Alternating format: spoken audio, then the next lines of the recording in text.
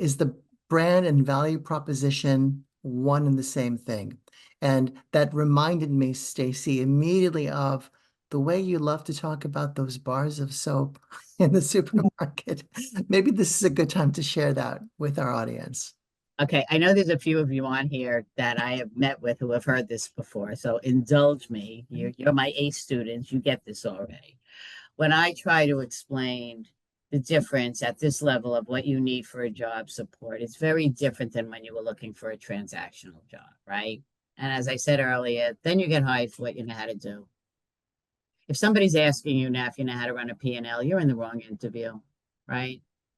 So at this level, what is it that we need to know? What is it your brand? And are they the same? Um, yes. So let me give you my analogy. So Procter and Gamble is coming out with a new soap. There's 100 soaps on the market at least. Any given day you walk into a store. How would they possibly get you to try a new soap when there's hundreds of soaps on the market? I'm guessing if they just list the ingredients, that's not going to be very compelling. What they do is they're going to go to Ogilvy. They're going to go to a global ad agency.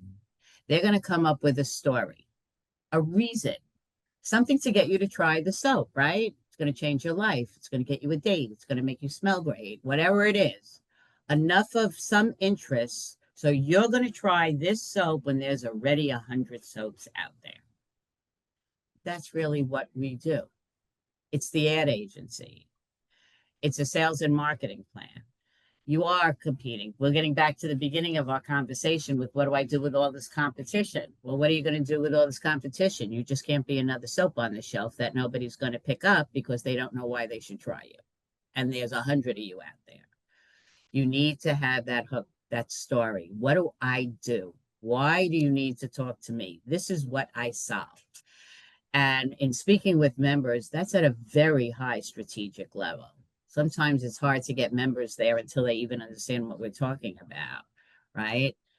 And they still talk transactionally. That's not going to do it. They want to know, why am I paying you all this money? What are you going to make happen here for us?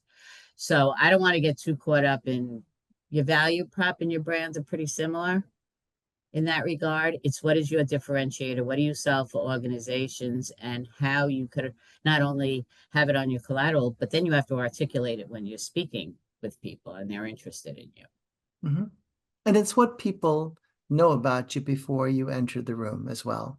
You know, it's a reason to want to meet with you. It's a reason that you're standing out from everybody else whose LinkedIn reads like a job description and there's nothing compelling on there.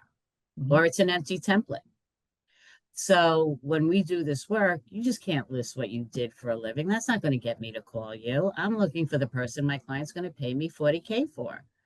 So you got to give me a reason that you're different. What do you add? What's your value? What do you make happen? Because if that's what my client told me they need, you're getting the call.